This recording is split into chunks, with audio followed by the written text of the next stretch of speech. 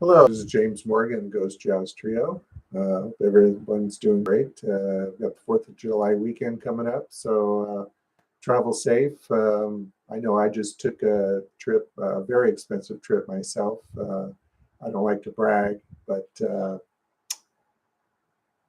I did take a trip. Yeah, I went to the gas station.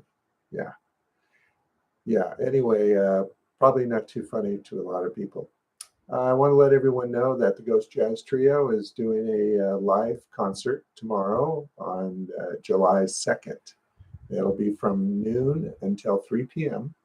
It'll be on the outdoor stage presented by the Mission Bay Beach Club in San Diego. It's right on the beautiful shore of Mission Bay there. It's surrounded by grapevines, beautiful crystal clear blue water, blue skies, a lot of tables and chairs outside. Beautiful stage with giant eucalyptus trees surrounding it. So we're going to be playing live tomorrow. I'll be joined by Jack Nathan on drums, and we'll have a new addition to the band's joining us, Jim Stevens on bass, and special guest Chase Apedo on piano. Chase has played on the last two of my albums. The 2021 release of On the Level, which also featured Patrick Yondall on guitar. Great guitar player. He's got 27 albums out to his credit. And also another local guitarist, Raymond Di Giorgio, played on a song called Soft Blend. He's excellent musician. It's great to have him on the album. And we'll be playing songs from all three of the Ghost Jazz Trio albums. The 2020 release of Invisible Time, which was nominated for Best Jazz Album of the Year, and then On the Level, which was also nominated for Best Jazz Album of the Year, and then the new album, which was just released in April 2022, Dreams Above. And you can find that all three albums and the new release on all your favorite streaming platforms, and also smoothjazz.com global radio in the listening loft. And then they are my marketing partner. I've been with them for about 3 years. They've really helped get my music out there. I don't have a record company. I'm an indie artist. So I do all my own marketing with them now, and all my own bookings and everything. The On the Level album actually made #1 on the jazz charts for about 2 weeks, which was really nice. And the single out right now called Sun Tides has debuted in the top 100, and which is quite an accomplishment. A lot of people don't know, but there's only about 80 reporting stations in the world that report on spins to a central database, and then that's how you climb the charts. It's actually based on how many spins you get. So a lot of the top artists get 400 or 500 spins a week, so they're at #1, top 10. So if we're at, say, 50, we've probably gotten about 150, maybe 200 spins for 1 week. So really what it is, it's a lot of the brand names, the people that are always on the charts, people don't realize a lot of them they're basically, they have record companies, and they have marketing teams that work for them, and they work for them. So they have all that push out there to get them pushed up the charts, and for the DJs to spin their music. So an indie artist like me, I don't have that. I just do it all myself. And so really what it involves for an indie artist, if you're interested in getting your music out there, is really to get a list of all the reporting station radio programmers and send them emails, which I do every week. Now the charts come out every Monday. So you can check all the Billboard charts and all the different charts, which I do every Monday. And then either that Monday or that Tuesday, I'll send out an email blast to all the radio programmers, letting them know about my single that's out, asking if they would put it in rotation. And of course, if they'll increase spins, if they could, that would be great, which helps me climb the charts. And for those that did add me for the previous week, I go ahead and send them a thank you email. Thanks for the spins. Hopefully, you'll keep me in rotation. And so it's really a hands-on weekly process to get your music out there. And it's not really about the charts, but it's about getting those spins, because the more spins, more people are going to hear you, and that's what you want. You want people to hear your music. So you have that, and you also have YouTube music, which is great. YouTube music is actually number 2 behind Spotify as far as music. So they're maybe tied. So you do get a lot of exposure on YouTube, and you get a lot of exposure on Spotify and all the platforms. And you get to the point where you can say, "Hey Siri or Alexa, could you play the Ghost Jazz Trio?" And your song comes up. So I really recommend, if you want to get your music out there, is to work the system.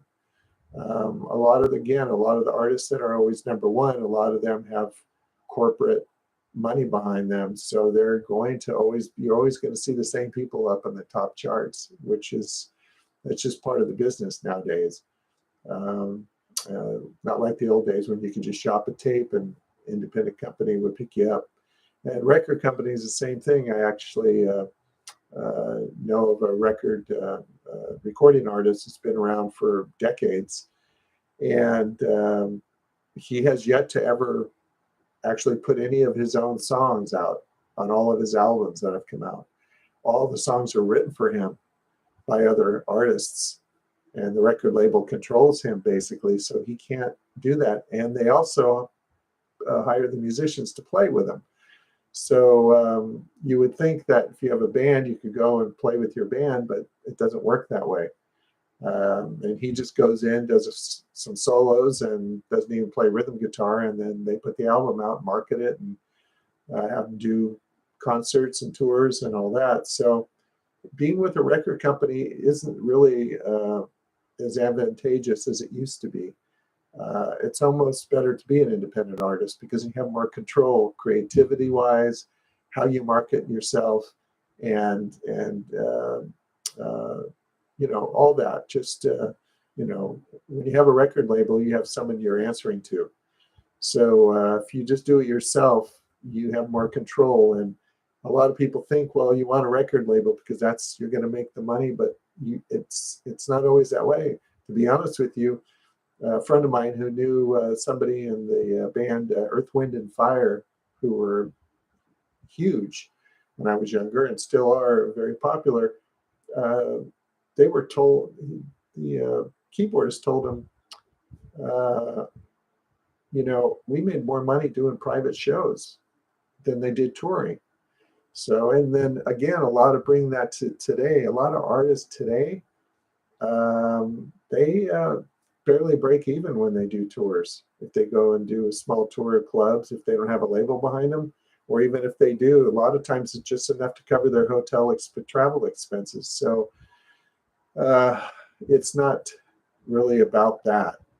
It's really about getting your music out there on all the different platforms, not necessarily streaming, but that seems to be the flavor of the day.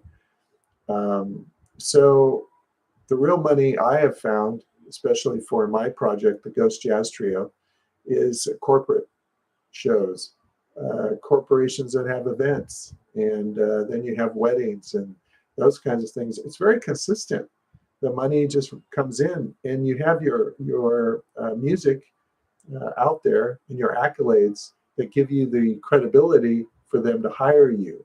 So they see all these things that you've done, and they feel confident about hiring you, that they're going to be making a good choice.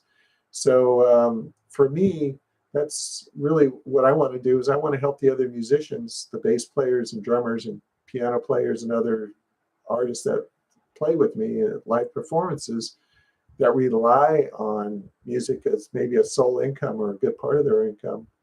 For me, it's about helping them make money, helping them put food on the table. So I've been able to do that for a few years now, quite a few years, not just this band, but bands before when we were touring 40 days a year. It was great, you know, they were making money. And I was happy to be able to do that. And it's really gratifying if you think about it as an artist that you're playing music, songs that you wrote, these guys get together and play it with you, and then you're making an income for everyone just off your music. So it's just about how you do it, how you market it, and the kind of music you play. Now the Ghost Jazz Trio, we do a lot of local performances. Now tomorrow, July 2nd, we're playing at the Mission Bay Beach Club, as I mentioned, noon to 3 p.m. sunny San Diego, California. I'll be joined with Jack Nathan on drums again, as I said, Chase Pato on keyboards, and Jim Stevens on bass. He's a new addition to the band. He does shows with us when Nathan Brown, a recording artist, Nathan Brown, is on tour. And so we'll be playing tomorrow there. It's outdoors. And then we'll be playing on July 17th at the same location. That'll be on a Sunday from noon to 3. And that will be just the three of us, Jack, myself, and Jim on bass. And then July 24th will be myself, Jack, and Nathan on bass. Nathan does have a really great single out called Oxygen on Spotify. So if you want to check that out, I recommend it. So yeah, just wanted to let everyone know we're playing. Let everyone know also a little inside peek about getting your music out there these days. You know, back in the old days, you had record companies, lots of them. Now you have maybe a couple. And a lot of the little smaller ones that are maybe owned by bigger ones. And it's just, it's a different, different thing now. So a lot of the artists you see that are making, that are popular and that control the radio stations, for instance, like back in the day, if you look at all the top 40 hits, they were back in the 70s and 80s. They were all the top artists, Led Zeppelin and The Who and the Rolling Stones and great, you know, the Beatles and all that. Well, of course, that's changed because corporations are appealing to a younger crowd, maybe. So you have rap music, which is very popular, and country, and a lot of these other pop. And a lot of these artists are really, in my opinion, are just manufactured. They're artists that really want to get their music out there. And if someone comes up to them and says, if you want to get your music out there, you do this for us. We want to market these clothes. We want to market this product and this, and that, and the other. And then the artist wants to get his music out there. And it seems like it's going to be a lot easier to let them do it than to do it yourself. But I just think that's a road I wouldn't want to go down, because you're allowing, again, someone else to basically control you. And then you may be promoting things that aren't healthy for society. It could be whatever, alcohol, let's face it, it's not that healthy for you. A lot of other things. So to me, music is really about being able to step outside of your everyday life, let the music take you away, uplift you, make you feel good, alter your state of consciousness, really. And, you know, most people work a 9 to 5 and come home and get up and do the same thing every day. Well, if you have music or live performance to go to, it really helps. So one of the other things that I found is, and from reading and listening to other musicians, like Wooten, the bass player, he, you know, he, in fact, I think I have his book here. Let me show you this book. This is a really good book. This is Victor Wooten's book. Yes, this is a great book. Spirit of Music. Very nice. And one of the things I like that he talks about, not in this book particularly, but in general, he equates music to inches or feet. And he talks about how in the old days, live music, if you think of live music as like a foot, and then maybe you had records, so maybe it went down to about 9 inches because it took away from some of the organicness of the live music. And then after that, you had CDs, so then it went down to about 8 inches, or tapes, and then that was at 8 inches, and maybe 6 inches for CDs, and then down to now it's digital, which he equates to like 3/4 of an inch. And it's because everything is, all the organic is taken out of it. It's all quantized, all the off notes, everything is all compressed and put in a certain linear sound. And if you think about it, and I was thinking about this, when I listened to music when I was younger, we had records and I would listen to them for hours, but I had huge speakers, beautiful, large speakers, and I could hear the whole album. And it was just recorded live in the studio. It sounded great. You were getting that organic, some of the wrong notes, some of the inflections. But if you think of all the generation now that listen to everything in these little tiny things that stick in their ear, the quality is nowhere near what large speakers would be. But this is what they think music sounds like because they're born into this technology and the quantized music and the formatted formula music that's put out. So I think that's why it's nice to listen to the old music, because you're really listening to the more organic music and real music. And I don't mean real in the sense that the musicians who are playing music aren't, what they're doing isn't valid, but I'm talking about the quality of the sound, what they're doing. My last album, for instance, in the last couple albums, actually all three, we recorded live in the studio. We're in the same room. And, you can take out maybe a screech on a bass string or something here in the editing, but you want to leave it as organic as possible. So music has shrunk. It's almost disappearing in a sense, in the sense that I was telling you about the speakers to these little things in your ears. The quality isn't that good. And music nowadays appeals more towards cultural trends rather than an artist, just wanting to express himself. They're told, "Hey, we gotta, do this formula because this is what's popular right now."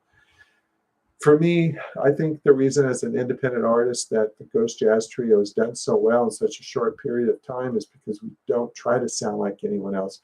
I don't want to sound like George Benson or Norman Brown or these great guitar players.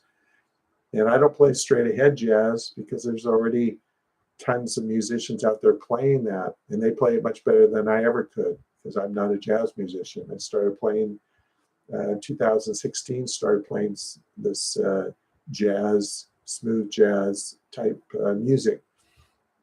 And I got into it because I could see the market was bigger for me to get work, restaurants, relax, background music, nice jazz grooves, no blaring horns and abstract jazz, drums and sax honking and all that high screeching stuff, guitar players showing off how fast they can play.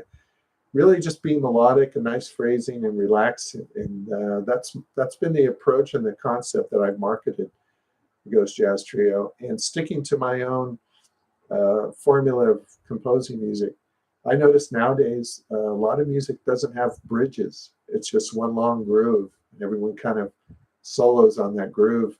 For me, it's really about, I like the idea of bridges because it creates the tension. You have the tension of the chorus, and then you have the bridge. You can kind of relax. It takes you to the next, rhythm or tempo change or chord change. And I like that. So I keep that in my music. And I think that has helped because sounding different than the usual sound, formatted formula sound of the smooth jazz, mostly sax oriented music, my music has stood out because it isn't. It's more guitar oriented. And also there are bridges and changes. And so I'm just going to stick with the formula I'm doing because I'm staying true to myself. I'm going to always market myself.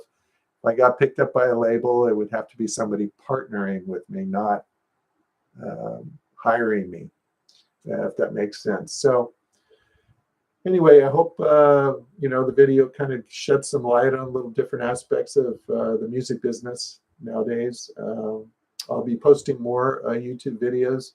The reason I'm posting this one is I've talked to people when I'm out at concerts and gigs, and they have told me, hey, you should put some of this on YouTube. A lot of people don't know about this stuff, other musicians, about getting their music out there, and it can help people do it. Just a few words, a few pointers, and give them some direction. So if anything I said helped, go ahead and make some comments underneath the video. Let me know. And if there's anything else you'd like to know, make some comments, down there, and leave a comment, and I'll get back to you and reply to you. And I think I'm going to start posting a weekly video, talk about the music business and what's going on with my releases. I actually have a single releasing next month, July this month, but later, July 25th, I think. I'll have to look at the exact schedule, but I can explain to you and kind of take you all through the process of when we go for ads. They call it GFAs, where you do an email blast. My marketing partner does. They send an email blast to all the radio programmers in the world, basically, all the reporting stations and other stations. And I'll kind of tell you what's going on as process and let you know how it does on the charts, after it debuts, if it debuted on the charts, that kind of thing, to give you an idea how it works. So it might be an avenue you want to take, depending on the kind of music you play. All right. So hope everybody has a great 4th of July weekend, and come on down and see the Ghost Jazz Trio if you're local. If not, talk to everybody soon. Bye.